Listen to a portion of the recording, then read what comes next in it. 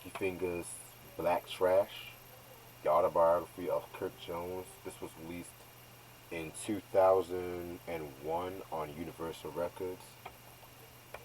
Whew. Yep, you guys asked for it. Here it is.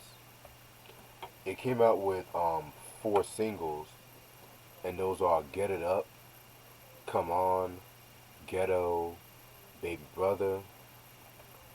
Producers include Self, Buddha, Rock Router, DJ Scratch, Knots, Tricky Madness, Epitone, Joe Naughty, Chamello, Friend Lover, Spy Damon, Damon Elliott, Big D Evans, Mike Punch Harper, and Sticky Fingers himself. And guest appearances, you have Black Child, you have Omar Epps. I'm just gonna let y'all know this is probably the most diverse hip hop guest appearance list I'll be ever Yeah. gonna discuss here. So you got Raekwon, Still Living, X1, Rod Digger, Cannabis, Superb, Redman, Scared for Life, Guess Who, Dave Hollister, P. Pablo, Eminem, Chocolate, Chocolate, Federal Star, Colombo the Shining Star himself.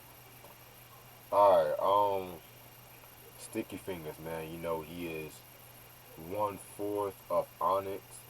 Well, 1/3 as if you guys want to be technical and shit. But how did you get into like Sticky Fingers or Onyx to be real?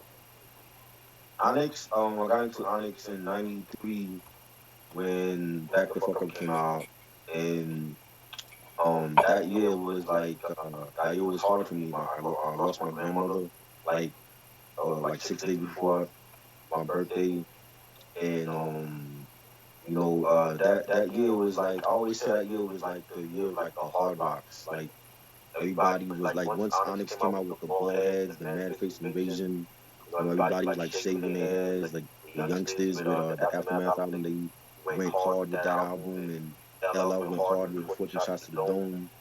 It was like a year a year transition for rap. It was like more of a harder street sound for rap, and I used to see their video for Throw Your Guns Up on Yo MTV Raps, but I never really, I seen it a lot, but I never really like caught on to it until like I want to say when they were when Slam came out, and then they just took off, and it's like everybody that song was everywhere, yo. Like white, black, everybody was bumping that song, and so I had picked that album up when that dropped on cassette, and I've been a fan of them since then. Even with the second album, What We Got Is Us, Shut Them Down, and for this album, I was already doing street team stuff for like Def Jam and for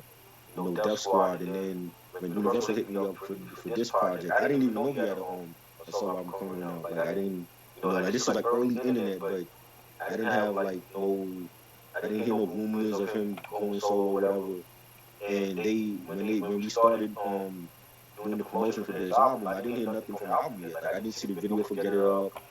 I didn't hear nothing. I looked at the track list, and I remember seeing Eminem on here.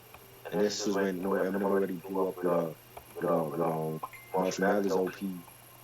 I was like, oh shit, Eminem is on here, and he had his I think his brother X1, his younger brother, Yeah.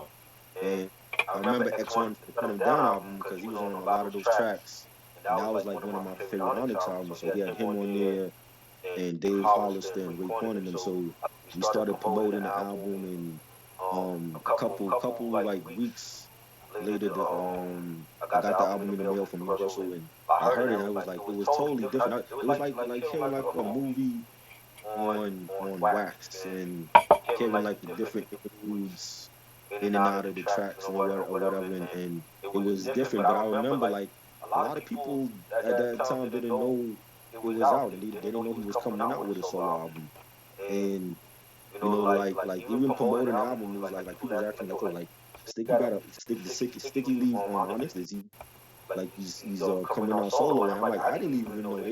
They hit me up like, yo, like we want you to promote for the album, and I didn't hear nothing from the album. You know what I'm saying? And I was like, yo, I can't tell you nothing about this album because I didn't hear nothing from it. I didn't see no video or whatever. By the time I saw Get It Up, it was like way after the album dropped. You know what I'm saying? Because they didn't play that video a lot on. I think I saw like maybe twice on Rap City. They didn't play it a lot. It wasn't in the heavy like rotation on Rap City, and at that time, UMT Raps was already gone. So only thing we had left was Rap City. They wasn't even playing it a lot, and I just thought it was a unique type of album and it was different, but it wasn't getting no promotion. Or Universal was going through transition also because they were um I think they had a deal with Cash Money. Right. They were with Cash Money and they were dealing with Uptown, the Uptown label, and I think they were about to make a deal with Bad Boy or something at that time, and they were going through transitional period too. But they I remember like the album wasn't performing well, and I liked it. I felt like it was an album that everybody talked about, and it was definitely something unique for Sticky's debut, like for to come out solo finally, which he should have done in the '90s. And I enjoyed it. So this was like the first time I actually talked about this album. I never even like people that I know don't even know about this album. Like they never heard it or they didn't even know it dropped. So that this is definitely gonna be something to discuss. Shit, that's a dope story right there. Dope story. To me, what got me into like Sticky Fingers slash Onyx, I guess it was one time I just heard the song Slam one day and shit like that. And Right. I just love like I just like yo, who are these bald niggas jumping and screaming and just sing slam and shit like that. And um then I saw the video to like Throw Your Guns. I just love that fucking video and shit like that. So grimy as hell and shit. Yeah. And so I've heard the first three Onyx albums, and I heard this album like years ago and shit like that. And I'm gonna save my thoughts, of course, but yeah, definitely, like I said, a very unique album. All right. So Sticky Fingers, he's an MC. He's an MC from Flatbush, Brooklyn, and stuff like that. And he got his name Sticky Fingers and stuff like that because when he was young, he was known for like stealing and shit like that. He was always known for like stealing shit when he was like in a gang and stuff like that. So that's how he got his name Sticky Fingers. And so when he was like 16, he moved out of his mom's crib and he lived with his cousin Federal Star and stuff like that.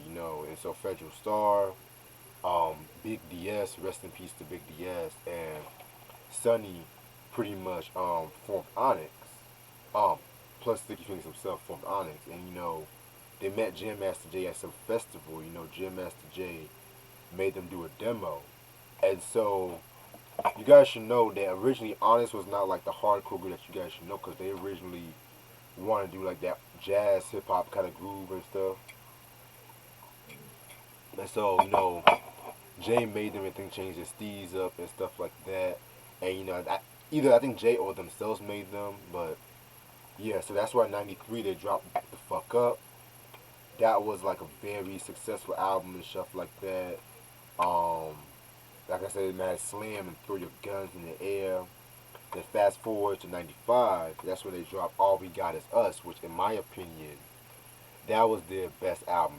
Best album. One of the most cinematic, darkest hip hop albums of all time.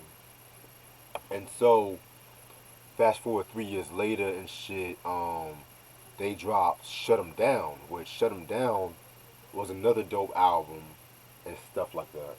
Another dope album, Shut 'Em Down.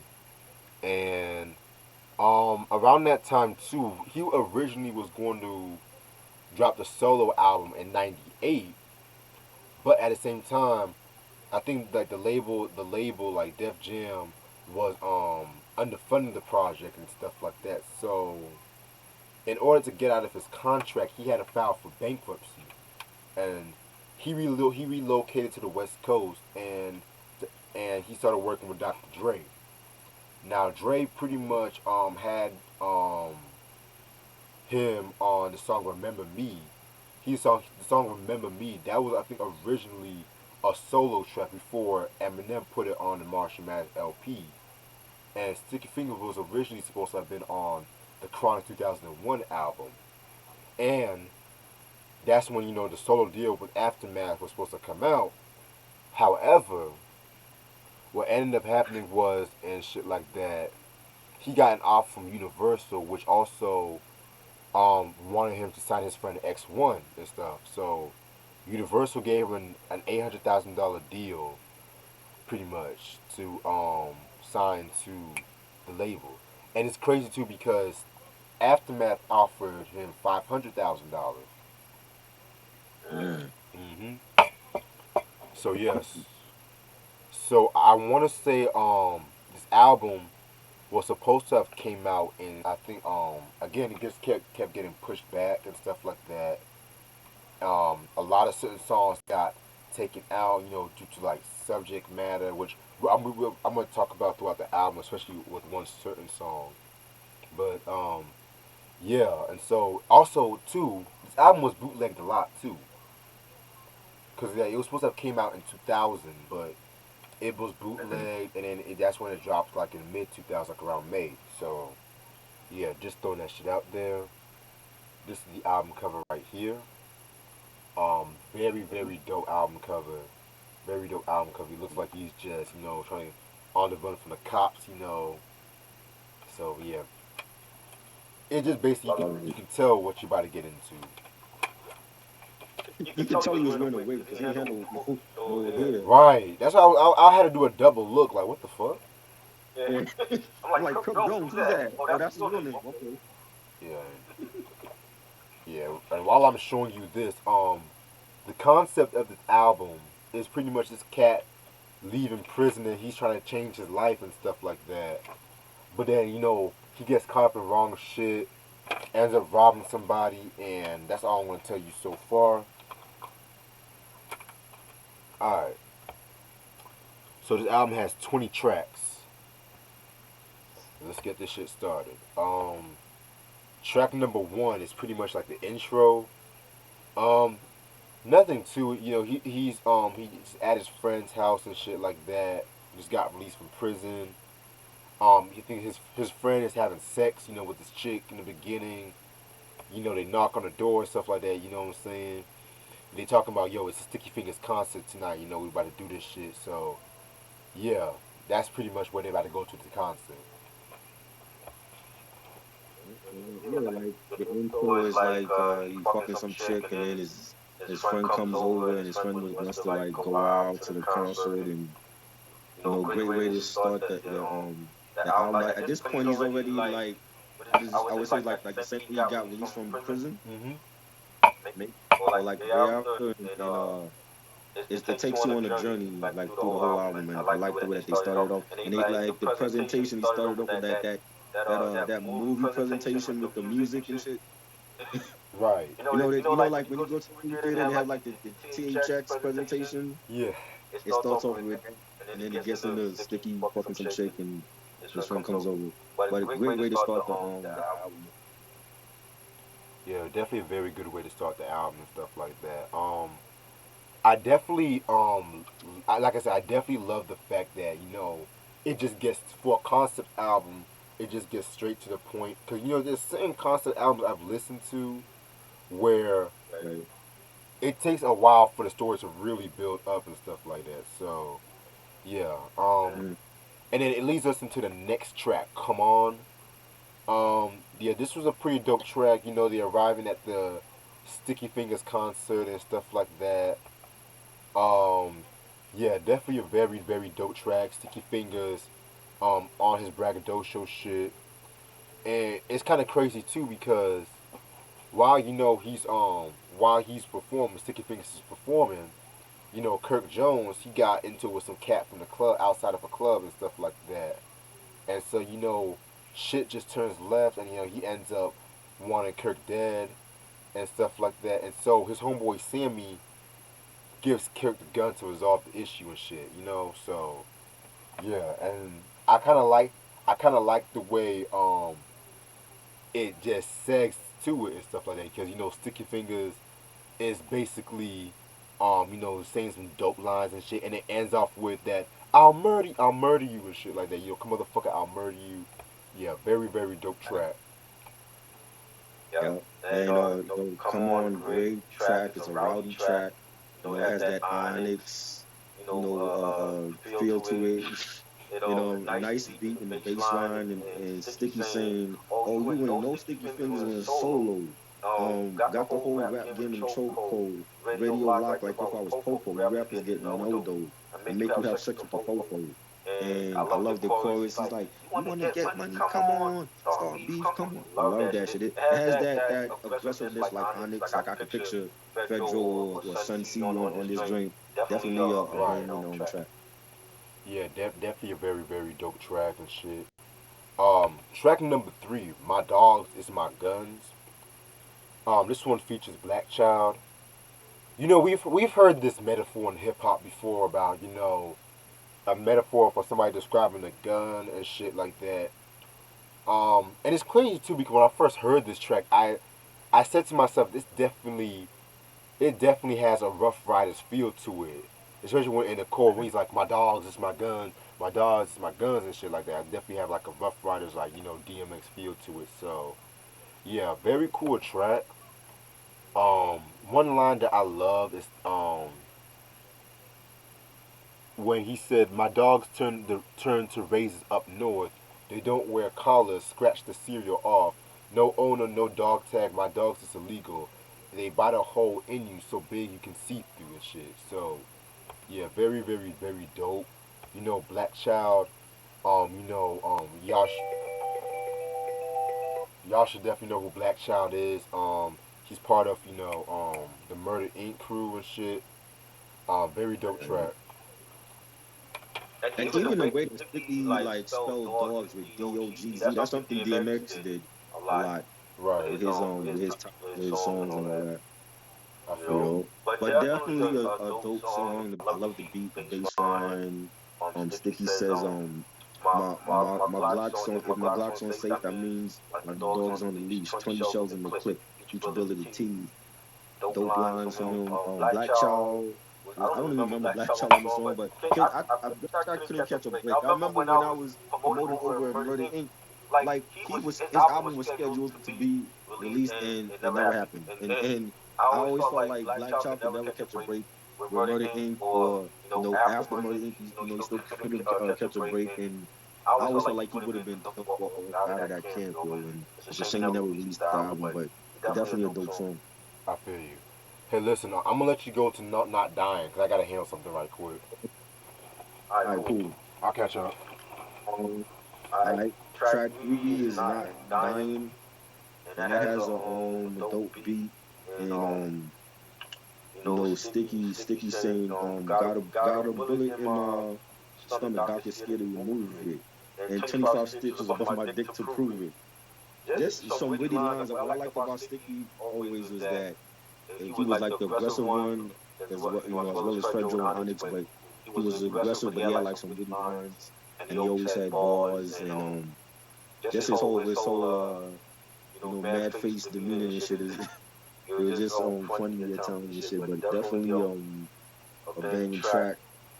And you got the skit after not dying with the his conscience actually the Kirk Jones conscience. His conscience was actually speaking to him about different events that would happen throughout the album.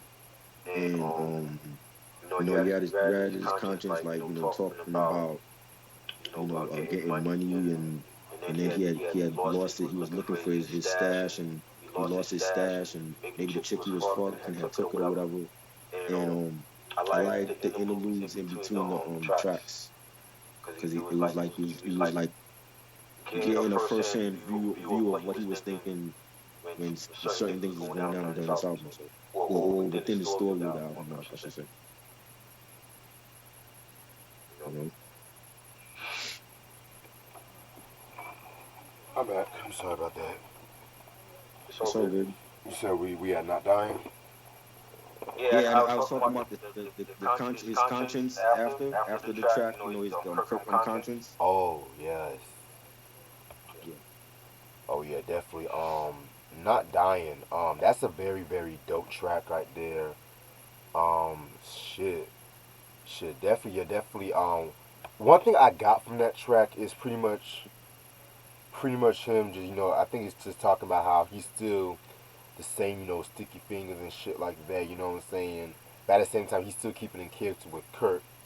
I like the first line where he says, "If it wasn't for Cool Herc, hip hop wouldn't be created. That's bullshit. I would have created it 10 years later. Niggas acting up till the guns is heard. I don't hear you popping shit now. Mum's the word." Mhm. I love that those fucking lines and shit like that. Yeah, but this definitely one of the doper tracks. And yeah, like you said we had Kirk Jones' Conscience. Yeah. Low key, when I first heard this album, I never expected Omar Epps to play his Conscience. I didn't even know that was until years later. I'm like, that's Omar Epps. And I forgot like they were like friends and shit, so Yeah, that makes sense. yeah, cause Omar Epps, he's friends with like a lot of rappers, and like I said, Mhm. he was even on that Def Jam Fight for New York, which I'm gonna have to give respect to that game one day. I'm gonna have to give respect to that game one day and shit, cause that's that game right Oh, there. do for that. You said what? They do a game review for that game. Oh yeah, and I got it Mhm. on GameCube too and shit. So you already know. Yep. But yeah, Kirk Jones' Conscience, yeah, definitely one of the hip hop skits done right. One of the Mhm. hip hop skits done right. You know what I'm saying? Yeah, very dope track.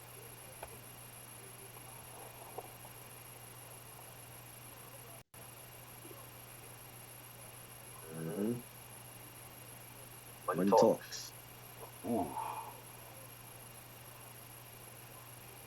Raekwon. Mhm. Oh wow, man, this is actually another one of my favorite tracks.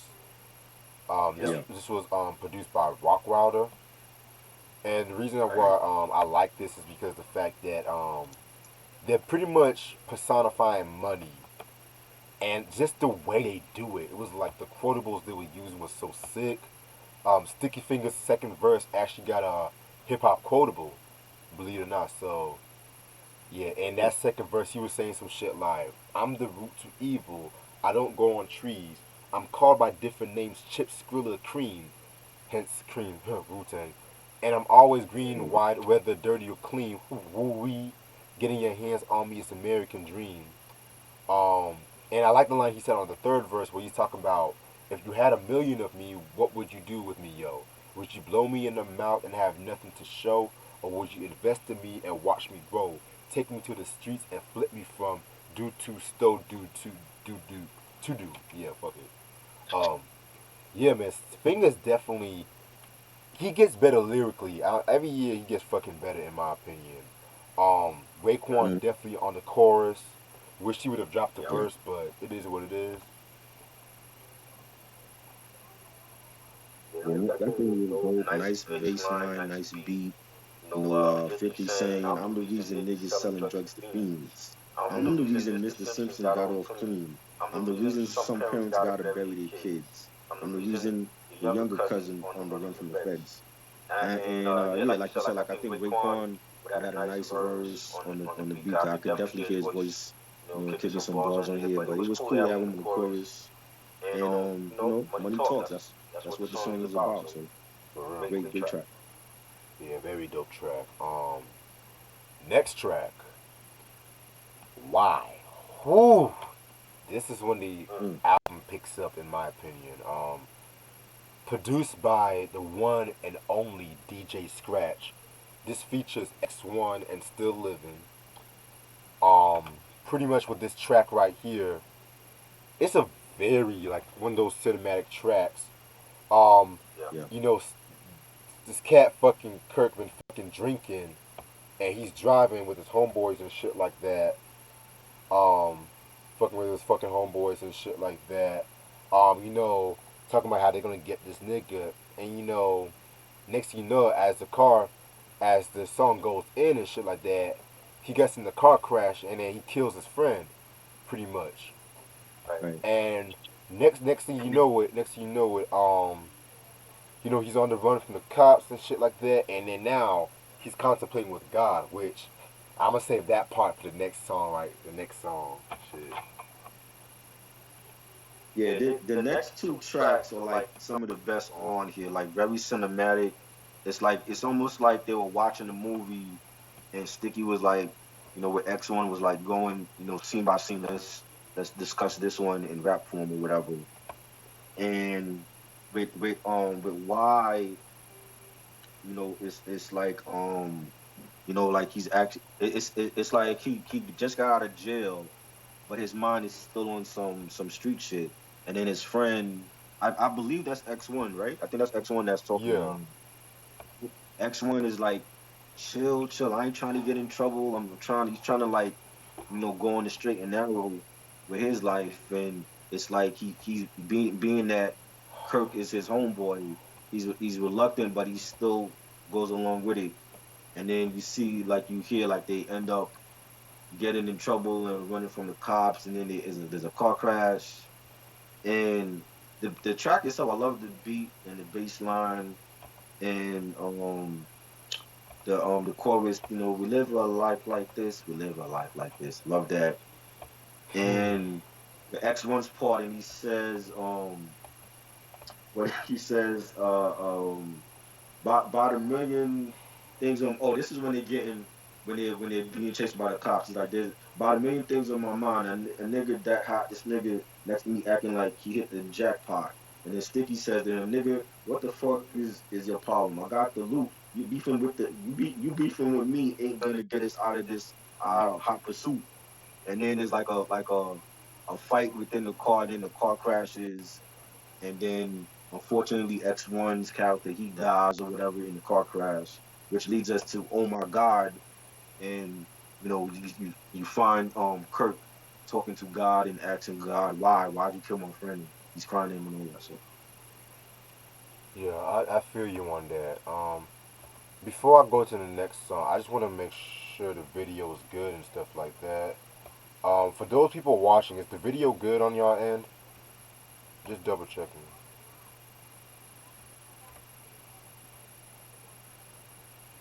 But yeah, while I'm doing that, we can just go straight to Oh My God. To me, one of the most unique songs in hip hop history and shit. I Um, agree. it definitely uses a sample. It uses this dope sample, which I forgot the name of it, but I've heard it a couple of times. But I feel like Sticky Fingers used it the best, in my opinion. And with this song, he really asked like some thought provoking questions and shit like that. And then he's Hmm. praying to God like how he said he don't want to be alive. He can't believe he killed his friend and shit like Right, that. And so Sticky Fingers then plays God in a weird twist and right, shit like that. And the way they do it, they have his voice like all this not distorted, but they have it like a few octaves lower than the usual Sticky right. Fingers and shit. And then my favorite part of this whole song is the chorus. If you could talk to God, exactly what would you say? Like that chorus is sick as fuck. Yeah. Um, yeah, that chorus is sick as fuck and shit like that. Yeah, they said this shit's lagging. Oh shit. Okay. Okay. I'm gonna let me let you say what you have to say about your song, and I'm gonna start off the second part of this video. So the chorus, I believe I heard a female singing in the chorus, and she sounded offbeat as hell. Like what the fuck? Like the chorus is, I didn't like that female used to be off the chorus though, but the song because it goes in from what happened with the car crash and X1, and then it's like when Sticky realized that it was an accident and his friend died, and he starts to cry and starts to talk to God, and he's asking God, oh God, God, why? I just thought that was he had like emotion, like you could feel what he was feeling, and then he's like he said to God, you know, is there even a God? Do you even exist? What I got there to do to speak to you, slit my wrist, and then he says, he says, Bruce, I'm talking to myself and going and saying, and then you hear God's voice. He's like, you are talking to yourself. We are one in the same. I'm like, what the fuck? And I not even knowing it was sticky fingers. You know what I'm saying? Right. Like we were just like this person impersonating God and shit. And I just thought it was a great song, like very thought provoking, and the beat was dope, and I love it, man. It's definitely I wish he had did a video